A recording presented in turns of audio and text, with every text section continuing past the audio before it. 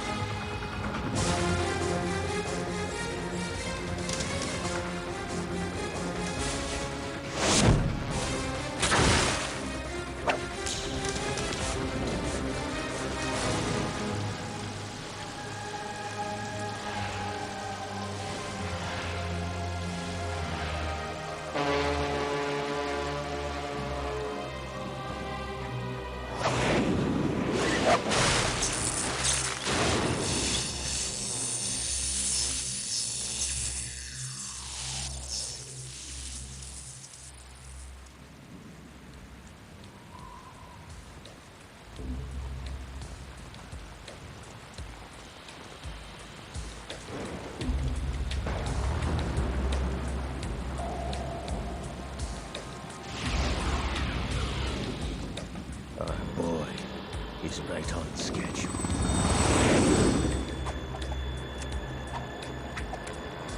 He'll know soon enough.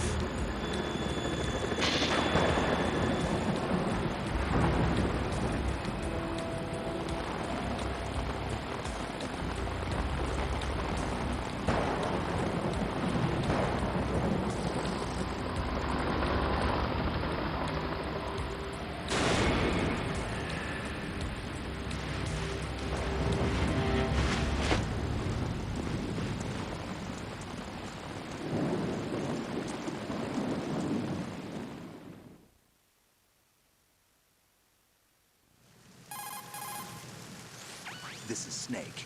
Do you read me, Otacon? Loud and clear, Snake. Kept you waiting, huh?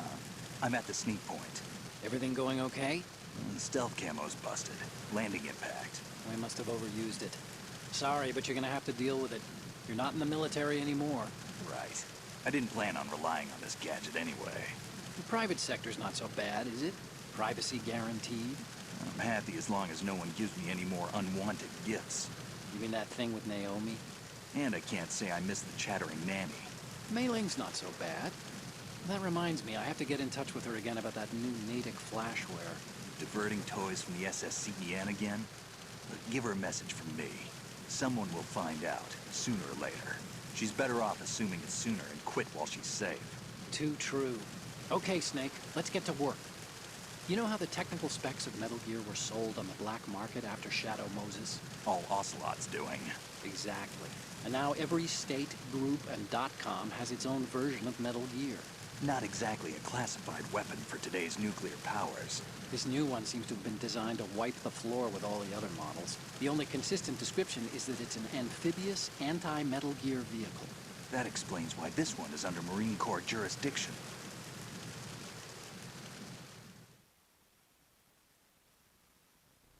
The mission objective is to make visual confirmation of the new Metal Gear being transported by that tanker and bring back photographic evidence. But I want you first to go up to the top level of the infrastructure, to the bridge. We need to find out where the tanker is headed. A little reconnaissance, huh? There's too much we don't know about this new prototype. Capabilities, deployment method. We don't even know how close it is to completion. If we know where the testing arena is, I can start to draw some reasonable conclusions. All right, I'll head to the bridge ASAP. Try to avoid confrontations. Our goal is to collect evidence on Metal Gear development and expose it to the world. It would be best if you could get out of there without alerting anyone. Don't worry, I know the drill. We're not terrorists. Very good. Don't you forget that you're part of Philanthropy now, an anti-Metal Gear organization and officially recognized by the UN. Recognized, but still fringe, Otacon.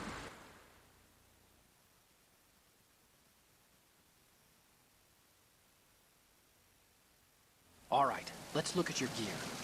Your weapon is a tranquilizer gun converted from a Beretta M92F. M9.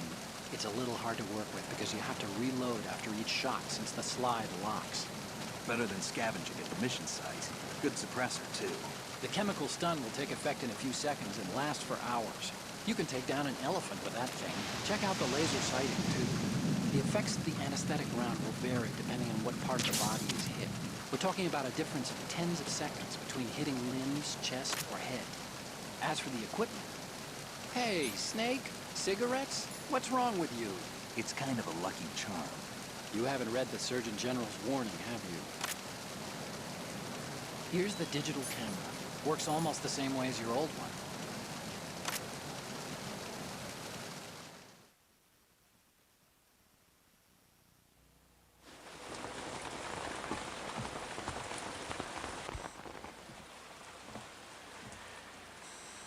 They don't look armed. Hey, Earth to Snake. These are nice, upstanding Marine terrorists. Don't get caught. You're in stealth mode here. Sure, and if it comes to that, a little beauty sleep never hurt anyone. By the way, Otacon, are you sure of this intelligence? Absolutely. Hacked it out of the Pentagon's classified files myself. No traces? Oh, please. I'm too good for that. But this might be a trap. Remember, there's a price on our heads. You're just being paranoid. I hope so. Those men, you wouldn't think they were anything but civilians from here. With all the ships passing on the river and in the harbor, putting uniformed Marines on the deck would be a bad idea. People can get a clear view of the water from Riverside, too. The water line is too high. According to the navigational plans, this ship should have discharged its cargo upriver. It's in there, no doubt about it. The military trains you to watch for threats from the stern on a boat. That's SOP for counter-terror ops, too. Security should be tighter. You worry too much. Where's the target? Satellite surveillance is a major international pastime these days. I'd say the cargo hold.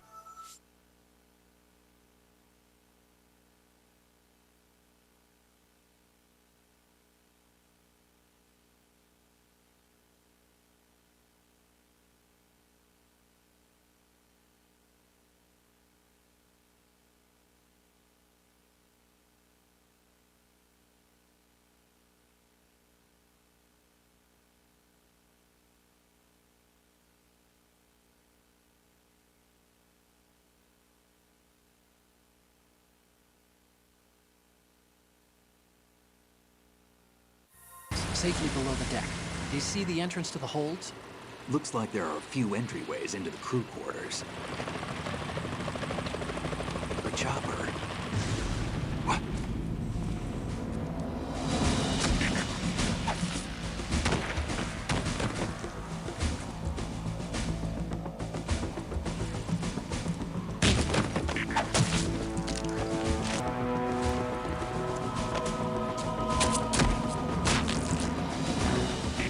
Looks like we're not the only ones after Metal Gear tonight. Is that a chopper I just heard? Affirmative. Probably another cavalry. What's their game? Hijack? They're probably targeting the ship's controls. Otacon, how many men do you need to take over a tanker of this size? The ship is run by a computer, so I'd say about 18 people.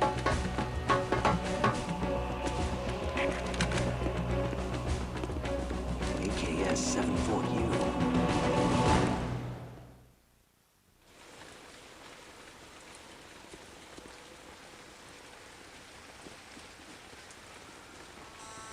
Russians?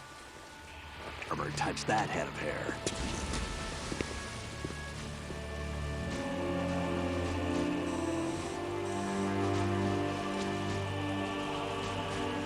I'm transmitting a photo. Let's get an ID on him ASAP. I'm on it.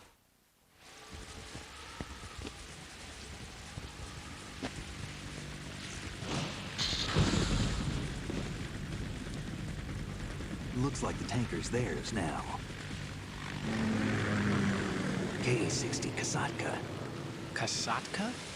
Kamov chopper, right? Killer whale.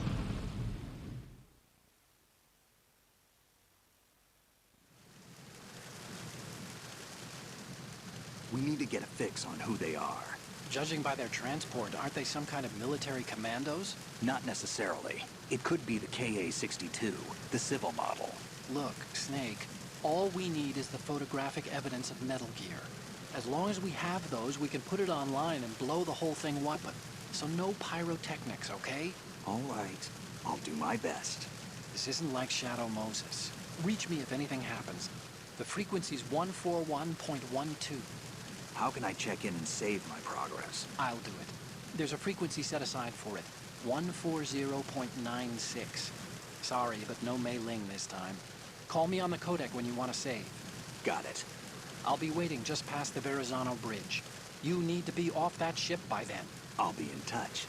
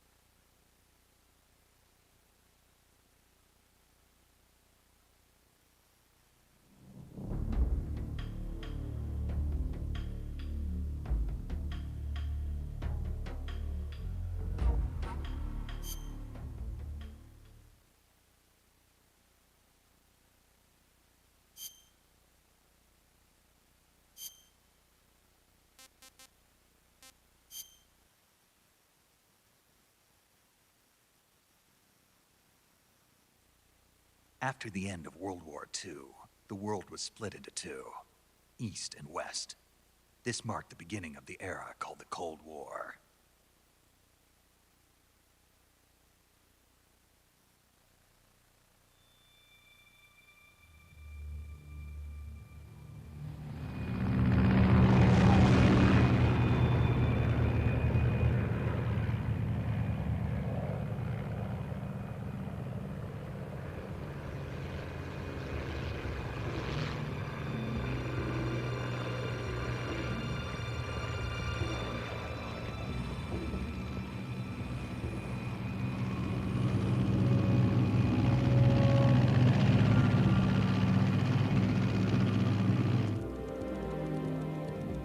Flying over Pakistan, altitude 30,000 feet.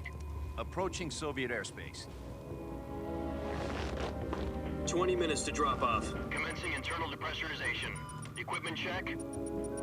Arm main parachute. All right. You ready to go? Drop zone still showing a high pressure mass. Cav okay. Good. We've got high visibility.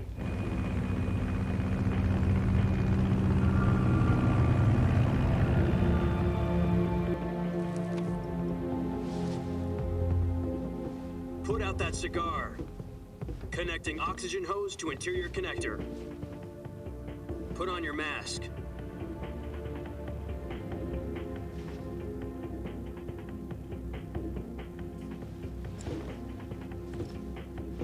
Does this panty waste know what he's doing?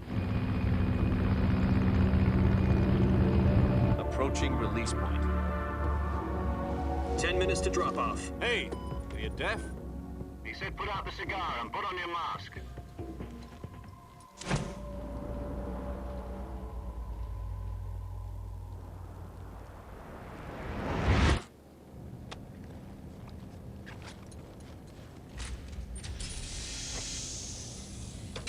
Depressurization complete.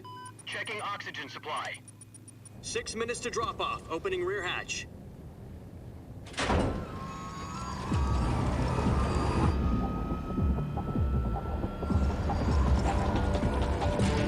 Sunrise.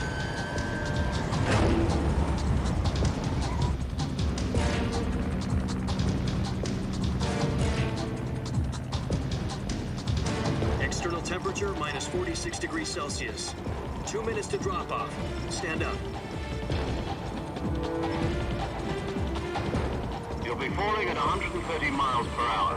Try not to get frostbite from the wind chill. 1 minute to drop off. Move to the rear.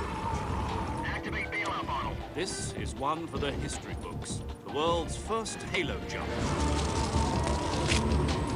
10 seconds to drop off. Stand by. Status okay. All green.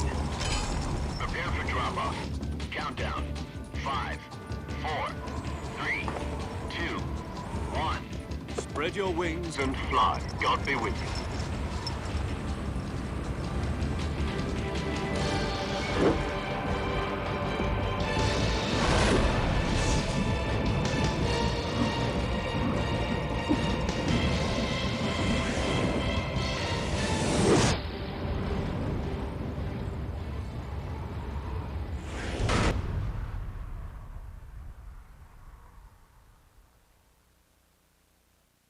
Jack, I've got some important news. The head of the CIA has finally given us the green light for the virtuous mission. Virtual mission? No, the virtuous mission. The future of our Fox unit depends on it. If it succeeds, we'll be officially organized into a unit. Virtuous mission? Sounds like some kind of initiation ritual. You know, don't get cocky. This isn't a training op. Right. So what exactly is this wonderful mission? Well, years ago, a certain Soviet scientist requested asylum in the West through one of our moles. His name is Nikolai Stepanovich Sokolov. He's head of the OKB 754 Design Bureau, one of the Soviets' top-secret weapon research facilities, and the East's foremost expert on weapons development. Sokolov? Isn't he that famous rocket scientist? The very same. On April the 12th, 1961, the Soviets achieved the first manned spaceflight in history. The Earth was blue, but there was no God. Well spoken.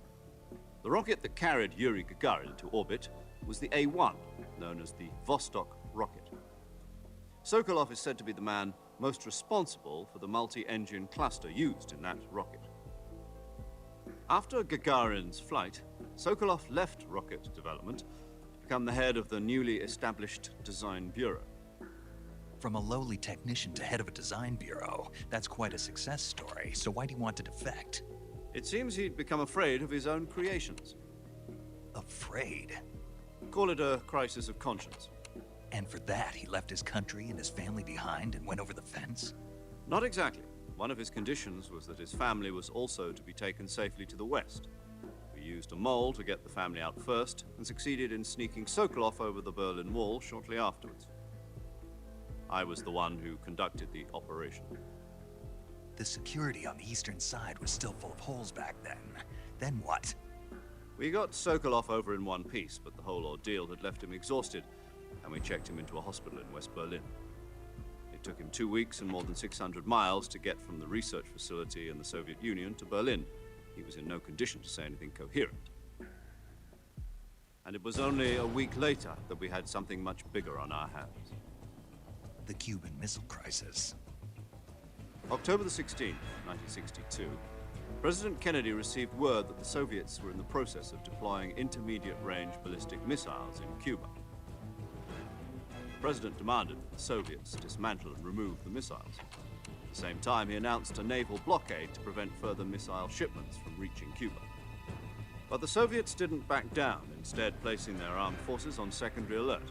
Soviet transport ships carrying missiles continued on course towards Cuba. US and Soviet forces went on alert for an all-out nuclear war. Frantic negotiations were conducted through the UN's Emergency Security Council and unofficial channels to end the hair-trigger standoff. Finally, on October the 28th, the Soviet Union agreed to remove its missiles from Cuba, and so the world avoided a nuclear holocaust. But in order to get the Soviets to pull their missiles out, we had to make a deal. You mean the one where the US agreed to remove its IRBMs from Turkey? No. The Jupiter IRBMs deployed in Turkey were obsolete, and we were going to get rid of them anyway. They had no strategic value whatsoever to either the US or the Russians. The Turkey deal was a ruse, a cover story that was fed to the other intelligence agencies around the world. So what did the Russians really want? Sokolov. They wanted us to return Sokolov. You mean the Soviets pulled out of Cuba just to get their hands on Sokolov? That's right. What the hell was he working on? At the time, we had no idea. We were running out of time. It was either give up Sokolov or risk full-scale nuclear war. In the end, we had no choice. President Kennedy gave in to Khrushchev's demand. The next day, I got Sokolov out of the hospital, handing him over to agents on the eastern side. Sokolov kept on screaming, "Save me," until he disappeared from my sight. Then a month ago, we received some new information from one of our moles. About Sokolov? Yes. He was taken back to the research facility and forced to continue working on the weapon in question under KGB supervision. What's more, it's on the verge of completion. So what kind of weapon is it? Something to do with space rockets? No, missiles. Same technology. I guess you're right. We don't know the details, but it appears to be a new kind of nuclear device. For half a year now, the Soviets have been conducting frequent nuclear tests at Semipalatinsk. Something to do with the weapon, I assume. We're talking about a secret weapon so big that Khrushchev was ready to pull out of Cuba to get it back. Is Sokolov still in the facility? No. According to our intelligence, he's in Selino-Yarsk, a place in the mountains about 3 miles to the west that's known as the Virgin Cliffs. The Virgin Cliffs. Nice name for a virtuous mission. They moved him there just recently. Why? Apparently, they're conducting a field test of the weapon, but it's our best chance to get him back. This mission would never have been possible if he was still in the research facility. This is our last chance. Sokolov must have known that too when he contacted us.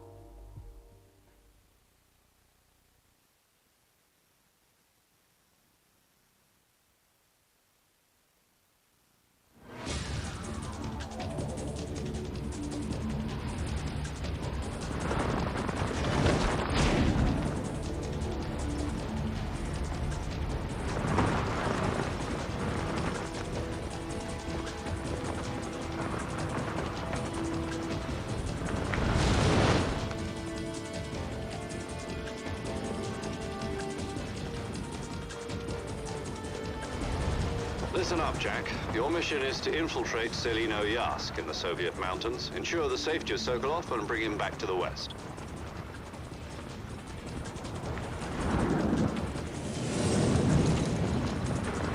If we don't get Sokolov back before that weapon is complete, we'll be facing a major crisis.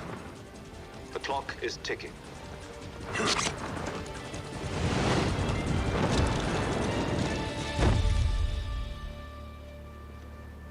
Once we've confirmed the rescue of Sokolov, stand by at the recovery point. A recovery balloon will be dropped at that point. Helium will be pumped into the balloon to inflate it. The process takes about 20 minutes. Once it's complete, the gunship's arm will latch onto the balloon and pull it up. The Fulton surface-to-air recovery system. I'm familiar with the theory. Take it easy. It's been combat-proven. Do you think Sokolov is up to it? The shock will be less than during a parachute jump, and the arm can handle up to 500 pounds.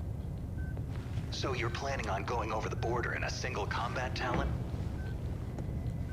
She's equipped with two 6-barrel 20mm Vulcan cannons, as well as two 40mm machine guns. Sounds like she could hold her own against a battalion of tanks. Even with the fuel in the reserve tank, we're facing a 4-hour time limit. If all goes well, it shouldn't take more than a few hours. Home in time for dinner. But if anything goes wrong, you'll be eating dinner, breakfast, and all the rest of your meals in the jungle.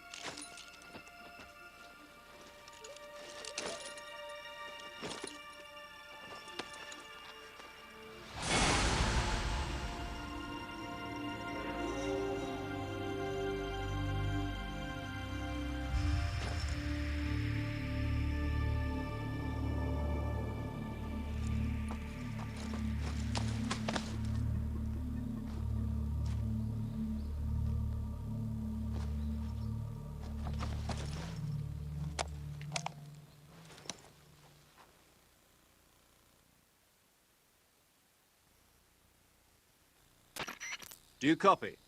You're already in enemy territory, and somebody might be listening in. From here on out, we'll be using code names to refer to each other. Your code name for this mission will be Naked Snake. I'll be referring to you as Snake from now on. You're not to mention your real name. Snake? What, you don't like snakes? What do you mean? Well, you've eaten one before, haven't you? In survival training. I'm glad to hear that.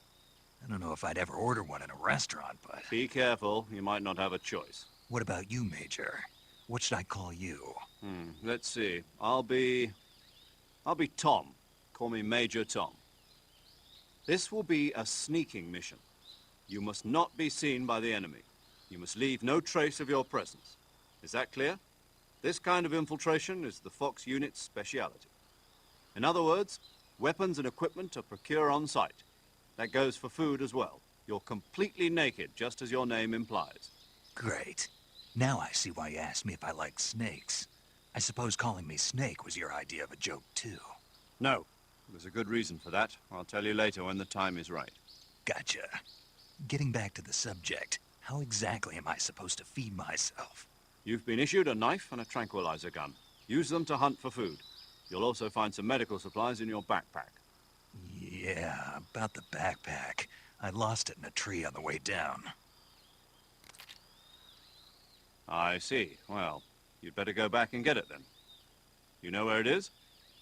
No problem. I can see it from here. It's stuck on a branch. To climb a tree, stand in front of a tree that's covered in ivy and press the action button. I'll be monitoring your progress over the radio. We can't risk violating Soviet airspace, but I'll be in the gunship. My frequency is 140.85. I'll give you a call if I need to talk to you. If you need to talk to me, use the send function. Okay, Snake, go get your backpack.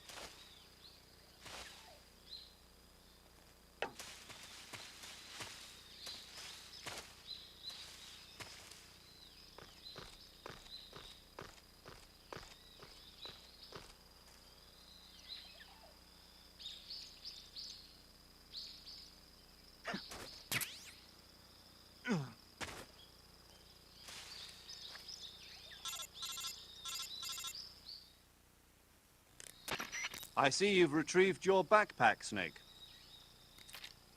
To equip a weapon, it's necessary to take it out of your backpack. In the survival viewer, choose Weapon from the backpack. Your available weapons will be displayed in a window in the upper left. From that list, choose the weapon you want to equip and press the Enter button. For other equipped items, just do the same thing from Item. Got it. Use the survival viewer backpack. Yep, that's right. Survival is fundamental to this mission. After you've been out in the field for a while, your stamina will start to drop. If your stamina gets too low, it'll affect your performance. You won't be able to shoot accurately, for example, and your wounds won't heal as smoothly. Keep an eye on your stamina so you don't run out.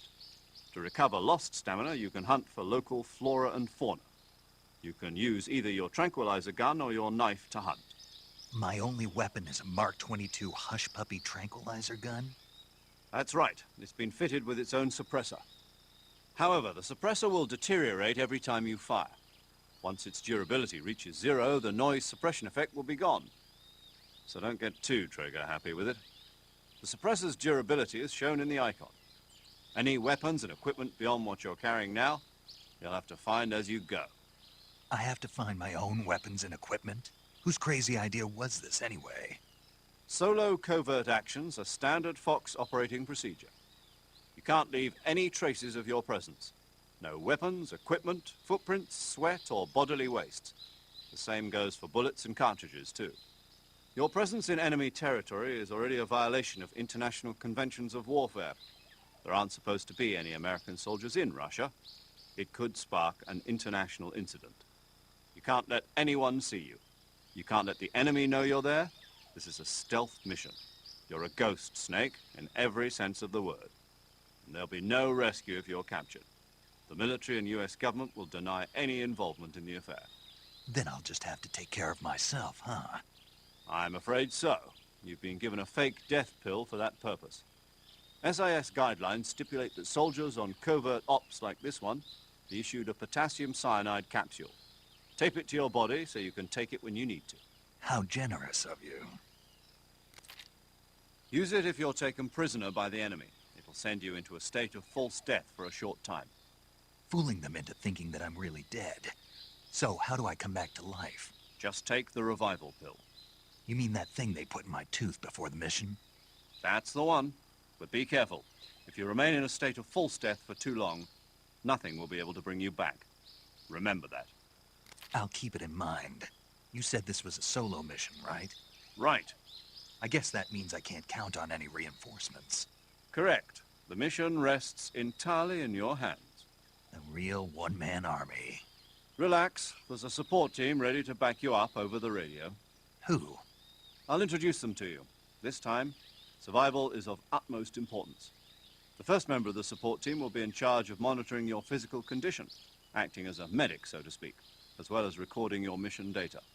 She's a member of Fox as well, and she's here on the gunship with me. She? Hello, Snake. I'm paramedic. Nice to meet you.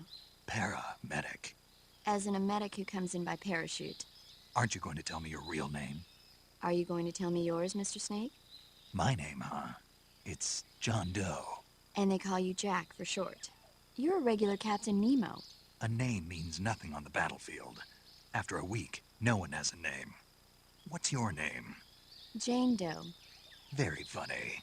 I wasn't joking, but I'll tell you my name only if you manage to make it back alive.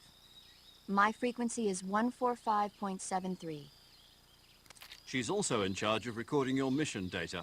Whenever you want to save, send a message over the reserved save frequency, 140.96. So saving lets me record my mission data. That's right. It also records the state of your health. Good to know. There's one more person I want to introduce you to, Snake. Huh? Speaking of snakes, you remember the boss, don't you? A legendary soldier and your mentor. Actually, it was the boss that got the DCI's authorization in the first place. She's going to be serving as Fox's mission advisor. The boss is? She also helped me plan this mission. She and I were at SAS together. Jack, is that you? How many years has it been? Boss? That's right. It's me. Talk to me. Let me hear your voice. It's been 5 years, 72 days, and 18 hours. You've lost weight. You can tell just by the sound of my voice. Of course I can. I know all about you. Really? Well, I don't know anything about you. What's that supposed to mean? Why'd you disappear on me all of a sudden? I was on a top-secret mission. You didn't need me anymore. But there were still so many things I wanted you to teach me. No, I taught you everything you needed to know about fighting techniques. I taught you all I could. The rest you needed to learn on your own. Techniques, sure. But what about how to think like a soldier? How to think like a soldier? I can't teach you that. A soldier needs to be strong in spirit, body, and technique. And the only thing you can learn from someone else is technique. In fact, technique doesn't even matter. What's most important is spirit. Spirit and body are like two sides of a single coin. They're the same thing. I can't teach you how to think. You'll just have to figure it out for yourself. Listen to me, Jack. Just because soldiers are on the same side right now doesn't mean they always will be. Having personal feelings about your comrades is one of the worst sins you can commit. Politics determine who you face on the battlefield. And politics are a living thing. They change along with the times. Yesterday's good might be tomorrow's evil. Is that why you abandoned me? No, it had nothing to do with you. I already told you, Jack. I was on a top-secret mission. A soldier has to follow whatever orders he's given. It's not his place to question why. But you're looking for a reason to fight. You are a natural-born fighter, but you're not quite a soldier. A soldier is a political tool, nothing more. That's doubly true if he's a career soldier. Right and wrong have no place in his mission. He has no enemies and no friends. Only the mission. You follow the orders you're given. That's what being a soldier is. I do whatever I have to get the job done. I don't think about politics. That's not the same thing. Sooner or later, your conscience is going to bother you. In the end, you have to choose whether you're going to live as a soldier or just another man with a gun. There's a saying in the Orient, loyalty to the end. Do you know what it means? Being patriotic. It means devoting yourself to your country. I follow the president and the top brass. I'm ready to die for them if necessary. The president and the top brass won't be there forever. Once their terms are up, others will take their place. I follow the will of the leader, no matter who's in charge. People aren't the ones who dictate the missions. Then who does? The times. People's values change over time, and so do the leaders of a country. So there's no such thing as an enemy in absolute terms. The enemies we fight are only enemies in relative terms, constantly changing with the times. As long as we have loyalty to the end, there's no point in believing in anything, even in those we love. And that's the way a soldier's supposed to think? The only thing we can believe in with absolute certainty is the mission, Jack. All right, but do me a favor. What is it? Call me Snake. Snake. Oh, right. Your code name is Snake. It suits you well. That's right. The legendary unit that the boss put together during World War II was a snake. The Cobra unit. A group of heroes that brought the war to an end and saved the world.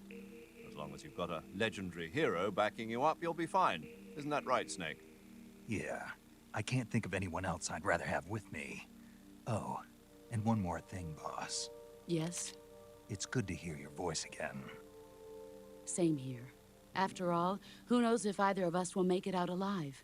Snake, you are always best at urban warfare and infiltrating buildings. But this is the jungle. Survival is going to be key. Those CQC techniques I taught you are sure to come in handy. CQC? Close quarters combat, huh? I've been in the Green Berets for the past few years. I'm probably pretty rusty. Not to worry. I'll be here to help you remember. After all, this is your first actual survival mission. I'll be supporting you over the radio. Where are you, boss? Next to the Major? The boss is communicating with us by radio from aboard a Permit-class submarine in the Arctic Ocean. My frequency is 141.80. Call me if you need my advice on battle techniques. Gotcha. Your mission is to retrieve Dr. Sokolov. Dr. Sokolov is being held in an abandoned factory located to the north of your current position. Avoid heavy combat and don't let anyone see you. Don't forget that this is a stealth mission.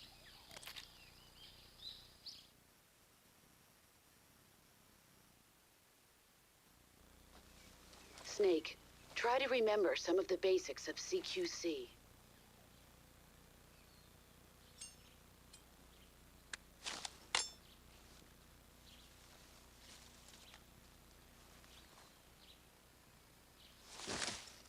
Commencing virtuous mission now.